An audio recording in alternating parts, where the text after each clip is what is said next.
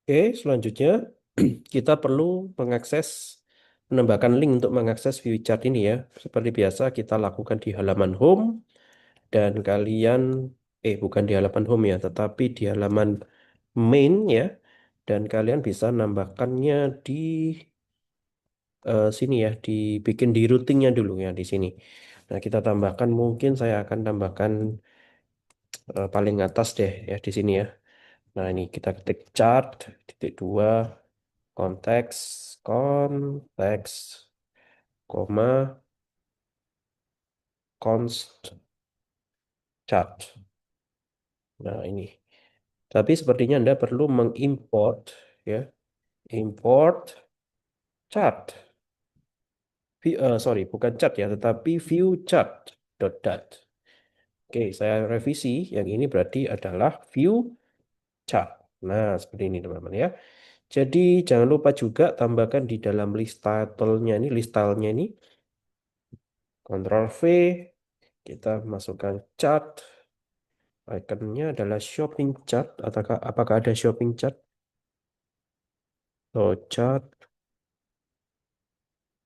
ya nggak ada. Oke, kita pakai icon shopping back. Oke, ini ada ya shopping chartnya. Kita pakai icon shopping chart.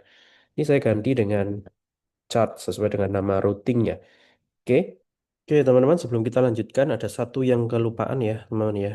Masih di halaman view chart, yakni di bagian list view builder, kita perlu menstate isi dari chartnya ada berapa, gitu ya. RS chartnya ada berapa. Kita perlu menstate itu.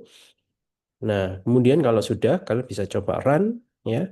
Saya sudah mencoba menjalankan ya, run satu kali, dan sudah sukses menambahkan beberapa item di dalam chart ya. Misalkan contoh di sini saya tambahkan add to chart, muncul snack barnya ya, sukses menambah barang. Kemudian kita akses chartnya dari menu kiri ini. Nah, Anda bisa lihat eh, ada chartnya muncul dengan judul beserta jumlah. Nah, nanti saya cek ya error ini eh, kenapa ya errornya gara-gara apa ini ada hubungannya dengan item count ini ya. Saya coba hot reload ya tadi karena saya barusan menambahkan item count ini. Semoga errornya tidak muncul. Nah, beres ya. Jadi kalau Anda tidak men-state dengan jelas isi chartnya jumlah isinya berapa di dalam list view builder, maka akan muncul error seperti yang kalian lihat di layar tadi. Nah, selanjutnya teman-teman, biasanya di halaman shopping chart itu ada tombol mengganti quantity menggunakan plus dan minus. Oleh karena itu, kita perlu membuat functionnya untuk mengganti quantity ini dan kita bisa buat di database helper dulu. Silakan kalian buka class chart.dat ya ini. Kalian tambahkan sebuah function ya, sebuah function baru di sini yakni feature tambah jumlah ya dan movie ID-nya sebagai parameter. Ini adalah asynchronous dan di dalamnya sepertinya kalian harus mengcopy paste database instance sini dan kita akan menjalankan sebuah query ya menggunakan execute. Nah, seperti ini teman-teman. Dan saya sekali lagi saya pakai triple single quote ya supaya memudahkan kita untuk menulis query dengan enak lebih dari satu baris misalkan. Dan di sini kita akan mengupdate isi chartnya. Update tabel chart set jumlah sama dengan jumlah plus satu. Ya. Kemudian where movie ID sama dengan dollar movie ID. Ini ya. Jadi ini adalah function feature tambah jumlah. Nah, kita akan memanggil ini ya, memanggil tambah jumlah ini di view chart kita. Terutama kita siapin dulu em, apa namanya tombol plus minusnya. Kita akan tambahkan di em, oke, sebentar. Saya rasanya akan nambahkan di dalam children ya, teman-teman ya. Karena ada teks jumlah, nah di bawahnya teks jumlah ini kita akan masukkan elevated button eh, Childnya adalah teks plus, ya, teks plus biasa. Nah, kalau dipencet, nah ini saya ganti jadi seperti ini. Ini ya.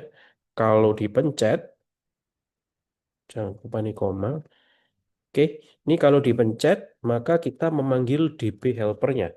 DB helper dot tambah jumlah, movie ID-nya kita ambil dari RS chart, index ke movie ID. Oke, nah kita tambahkan then, ya, then value-nya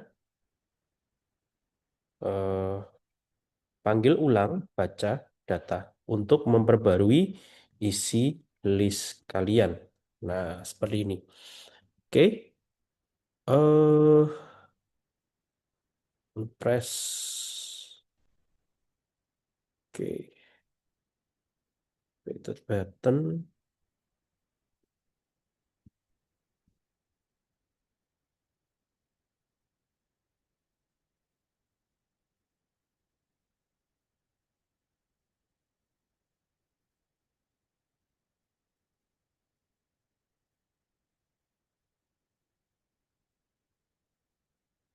Yep. Ini sepertinya cons. Teks. Ya, seperti ini teman-teman ya. Jadi ada sebuah tombol plus ya untuk menambahkan jumlah. Kita tambah jumlah. Kemudian eh, kita panggil baca data supaya merefresh kembali isi list kita. Oke. Nah, saatnya kita coba ya. Buat reload dulu. Nah, di sini ya, teman-teman, Anda bisa klik ya untuk menambahkan jumlah item yang ada di dalam chart ini. Jadi kalau saya kembali, kalau saya buka lagi, nah ini itemnya masih terbukti ya, terbukti tersimpan di dalam database SQLite kalian. Nah, bisakah kalian menambahkan tombol minus ya? Jadi ada tombol plus, tentu saja ada tombol minus. Harusnya sih sangat-sangat gampang ya. Nah, silakan dicoba. Oke, kita lanjutkan ke tutorial ketiga, yakni bagian tentang checkout ya, teman ya. Nah, di dalam shopping cart biasanya ada satu tombol untuk melakukan checkout. Nah, checkout ini biasanya untuk menyelesaikan pesanan kita. Dan di sini kita akan simpan pesanan pengguna ke dalam database. Sederhana sekali kita akan menggunakan dua tabel ya. Tabel penjualan dan detailnya item penjualan. Biasanya transaksi di online shop atau di marketplace itu memiliki dua tabel, tabel header dan tabel detail. Tabel header memuat user ID-nya siapa, tanggal berapa, dan tabel detail memuat detail penjualannya, item-itemnya apa saja. Dalam hal ini adalah movie ID, kuantitinya, serta foreign key menuju ke tabel header, tabel penjualan. Nah, kita belum memiliki sama sekali tabel-tabel ini. Kalau oleh karena itu kita bikin dulu teman-teman. Silakan dibuka database kalian menggunakan PHP dan kalian bisa menambahkan new tabel ya. Jadi di sini saya akan create table diberi nama penjualan, penjualan, penjualan, penjualan Go dan ikutin saja sesuai yang di PPT ya. Jadi ada ID, integer, dan ini AI atau increment maksudnya. Oke, jadi Anda bisa baca di sini ya. Usually dari bla bla bla. Nah ini ya. Out, ID is auto increment ya. Jadi ini ID-nya auto increment. Kemudian user ID menggunakan var char 50. Kemudian ada tanggal yang simpel saja. Ini adalah date. Date doang. Nah, kemudian Anda tinggal pencet save, selesai ya. Ini adalah tabel penjualan kita. Kemudian kita bisa bikin tabel lagi untuk detailnya item penjualan, item underscore penjualan, go. Ya, di sini kita akan mengisikan ID, movie ID, movie ID, kemudian penjualan ID,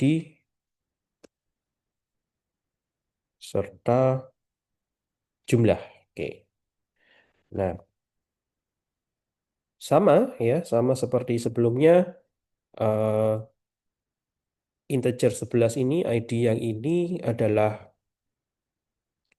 apa namanya auto increment. Jadi kita set ini sebagai auto increment. Kemudian movie ID ini adalah integer. Ini adalah ID dari movie-nya. Penjualan ID ini refer ke tabel penjualan, foreign key tabel penjualan, serta jumlah atau quantity. Nah, ini sudah benar semua. Beres. Sekarang untuk mensimplify web service-nya, ya kita butuh sebuah web service untuk menangkap eh, kiriman dari Flutter kita, dan untuk memudahkan kita kirim dalam bentuk string semacam ini ya. Jadi movie ID koma quantity satu dipisah dengan apa ini tanda karakter tegak ini, kemudian movie ID. Nah, ini ada delimiternya karakter tegak ini untuk memisahkan masing-masing data di dalam chartnya. Oke. Nah, web service juga butuh user ID dan item-item ini. Nah, nanti itemnya akan di-split berdasarkan simbol tersebut. Oke. Nah, oleh karena itu kita lanjutkan dengan membuat web service, teman-teman ya. Jadi saya kembali ke Visual Studio Code. Kita akan buka yang htdoc ya, htdoc Flutter kita. Dan di sini teman-teman bisa membuat sebuah file baru. Oke. Jadi ini kita beri nama checkout.php. Jadi kalian bikin new file checkout.php. Nah, daripada kelamaan kalian bisa copy paste dari PPT. Nah, connectionnya kalian bisa mencomot dari PHP kalian yang lain ya untuk masalah connection karena setiap orang berbeda-beda. Jadi saya comot dari PHP sebelah seperti ini. Ini untuk koneksi kita. Oke, localhost, root Flutter DB.